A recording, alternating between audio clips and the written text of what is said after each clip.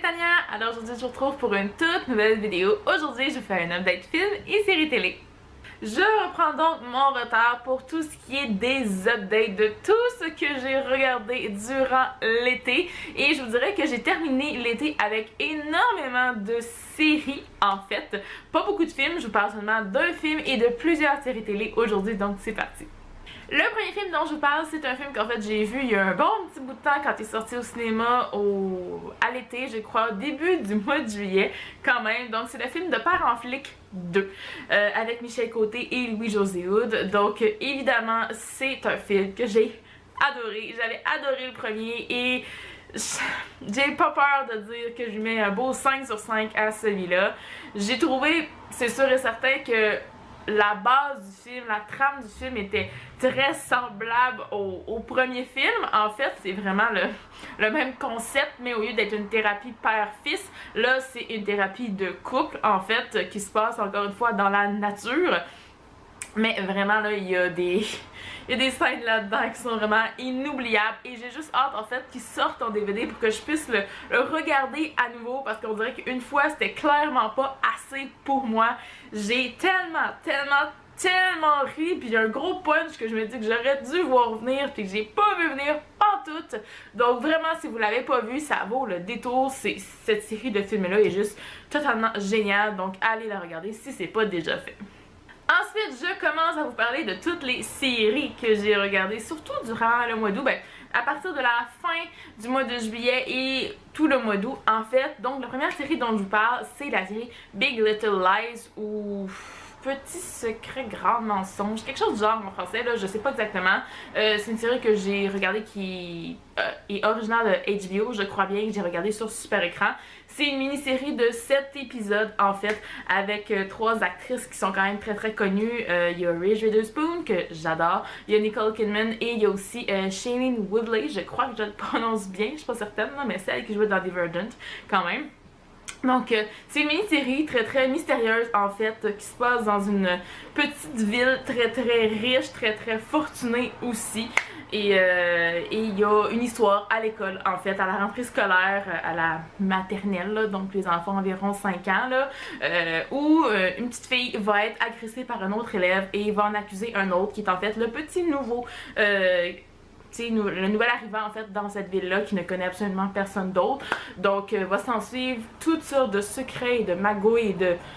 Il y a beaucoup de choses qui se passent dans cette série-là et tu te dis mais qu'est-ce qui se passe? C'est un peu fou. J'ai dévoré la série en 2 jours, j'ai passé une fin de semaine. C'était beaucoup trop addictif. Fallait que je sache c'était qui le méchant à la fin là. Fallait absolument que je le sache. Mais genre, vraiment que je le sache. Et la série commence en fait parce qu'il y a une personne qui s'est fait tuer. Mais on retourne après à la base de toute cette histoire-là et comment ça a commencé. Et évidemment, il fallait que je sache qui s'était fait tuer à la fin. Et j'ai été surprise, pas surprise, mais je pense que j'étais beaucoup plus dans la catégorie surprise. Donc vraiment là, c'était une assez belle expérience pour moi et j'ai beaucoup apprécié dans l'ensemble. Ensuite, prochaine série que j'ai regardée, et celle-là aussi je l'ai dévorée quand même assez rapidement, là, environ une semaine, là, parce que c'est une série de 10 épisodes, c'est la première saison qui est sur Netflix en fait, et c'est la série Glow. La série Glow, c'est une série qui se passe en fait dans le monde de la lutte, mais en fait ils vont faire un show télévisé dans les années 80, si je me trompe pas, fin 70, début 80. En tout cas, je crois que c'est ça. Vraiment un show télévisé avec des femmes qui font de la lutte. Donc c'est assez spécial. Je vous dirais qu'en règle générale, je donnerais un 4 sur 5 à la série. Parce que j'ai trouvé que ça a commencé comme un peu lentement, puis il y a des personnages dedans qui sont totalement vraiment étranges et sont weird, là, sont vraiment weird. Mais quand toutes ces groupes de femmes-là commencent à prendre les chorégraphies pour le show, pour les combats, à trouver des personnages, à faire des costumes, ben là ça commence vraiment à prendre forme.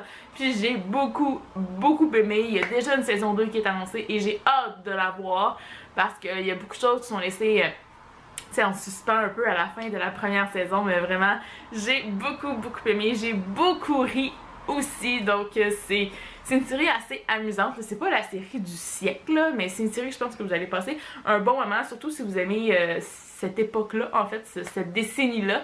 Donc, avec les costumes et tout, c'est assez extravagant, donc vous irez voir ça si ça vous intéresse. Autre série que j'ai terminée cet été et que moi j'ai écouté sur Netflix, c'est la série Shadowhunters. C'est la saison 2 que j'ai terminée cet été et comment dire? Je vous dirais qu'en règle générale, j'ai préféré cette saison-là à la première.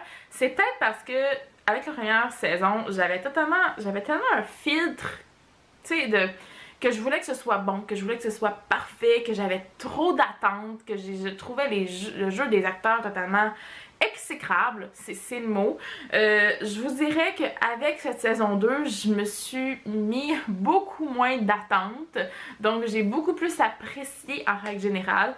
Il y a beaucoup de choses aussi qui dérogent un peu de la série de livres. J'ai quand même lu les 3 premiers livres de la série il y a plusieurs années, il y a au moins 5-6 ans.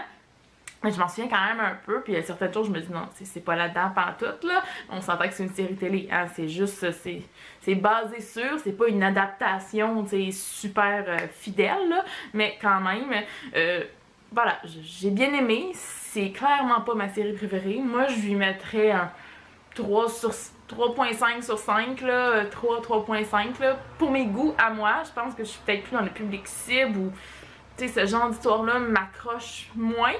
Je sais que récemment, j'ai acheté tous les livres de la série. J'ai racheté tous les livres de la série, en fait. Vous l'avez vu dans mon dernier book haul. Je sais. C'est juste le fait que c'est plus les acteurs et le jeu et comment la série est faite que je trouve un peu trop... Tu sais, il y a un style que j'aime moins, mais je sais que l'histoire à la base, je l'adore. Donc c'est pour ça que je veux me replonger dans les livres puis pas juste me baser sur la série télé, en fait. Et finalement, la dernière série que j'ai regardée, c'est une saison 2, celle-là aussi, c'est la saison 2 de la série Marche à l'ombre. C'est une série télé québécoise, une mini-série en fait, là, qui est diffusée sur Super Écran, en fait, qui se passe dans une maison de transition. Donc on va suivre tant les personnes qui travaillent là, les agents en fait là, de correctionnels un peu là, et aussi les prisonniers, les détenus, et voilà, qui essaient de se réintégrer dans la société. C'est jamais facile, on s'entend, et on s'entend que toutes les personnes qui travaillent dans ce centre aussi sont carrément fuckées. Il n'y a pas d'autre mot pour le dire, c'est épouvantable, ils sont tous des malades mentaux, ils ont tous des problèmes psychologiques épouvantables. Ils ont tous des problèmes, tous. C'est sûr et certain. Je vous dirais que pour cette saison-là, je lui ai mis une note de peut-être 3.5 sur 5. Je crois que c'est à peu près ça. Peut-être un 4, mais il y a un aspect très religieux dans cette saison-là que, personnellement, c'est vraiment pas venu me chercher. On en apprend plus dans la vie des personnages, puis je trouve que c'était mieux dans la saison 1 aussi, parce qu'on était juste une intervenante qui est prise un petit peu avec... qui s'éprend des personnes dont elle a la responsabilité, en fait, et c'est de là que tout part, puis lui il est encore dans un milieu criminalisé, qui veut pas y retourner, mais qui a pas le choix parce que sa famille est prise là-dedans, etc.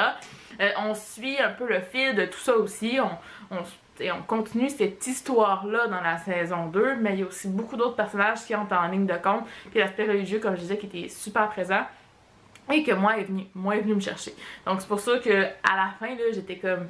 Puis c'est vrai que je l'ai écouté en vraiment pas longtemps, là, je l'ai écouté en une fin de semaine, là, c'est 10 épisodes, donc c'est pas si long que ça aussi, mais j'en pouvais plus un peu à la fin, là, j'avais hâte qu'on change un petit peu de registre, parce que le personnage principal est en psychose totale, là. Elle imagine, elle a des hallucinations, ouais. C'est assez intense, là, à la fin. Tout ce qu'elle peut s'imaginer. Vous irez voir ça si ça vous intéresse, parce que la psychologie des personnages là-dedans est quand même assez intéressante, et il se passe quand même beaucoup de choses. C'est bon d'en savoir un peu sur ce milieu-là, que c'est clairement pas toujours rose. Donc vous irez voir ça si ça vous intéresse. Moi c'est sûr que je vais regarder la 3e saison, en fait, qui commence au début du mois d'octobre. Donc c'est pour ça que j'ai voulu rattraper mon retard, parce que j'avais déjà commencé la série. puis je l'avais pas terminé la saison en fait là, quand ça avait joué l'automne dernier. Donc c'est pour ça que j'ai vraiment tout recommencé à zéro, que j'ai repris au début de la saison 2, puis je l'ai vraiment tout regardé un à la suite de l'autre, puis je suis contente d'avoir fait ça comme ça franchement parce que j'étais totalement dedans. Mais vraiment, vous irez voir ça si ça vous intéresse parce que je trouve que c'est une série qui est assez différente puis qui sort de l'ordinaire. Et bien voilà, c'est ce qui conclut ce petit update film et séries télé. Beaucoup plus séries télé ce mois-ci, je l'avoue. Hein? Voilà, je peux pas regarder juste des films, puis dans ce sens-ci, j'avais pas le goût de regarder des films. Puis là, ben on s'entend qu'on est rendu au mois de septembre, que toutes les séries télé à la télé vont recommencer, tous les téléromans, tout ce que je suis d'habitude à l'automne et à l'hiver, ça recommence, donc je vais avoir peut-être moins de temps. Je sais pas comment je vais vous tourner ça, mais c'est sûr que c'est certain qu'il va y avoir moins d'updates durant les prochains mois, je crois, parce que je vais avoir moins de temps pour regarder tout ça. Mais quand même, donc voilà, vous me direz en commentaire s'il y a certaines de ces films-là ou de ces séries-là que vous avez vu, que vous avez envie en fait de regarder grâce à moi, on sait jamais. Donc vous me direz tout ça en commentaire. Et moi, en attendant la prochaine vidéo, je vous dis à la prochaine et bonne lecture!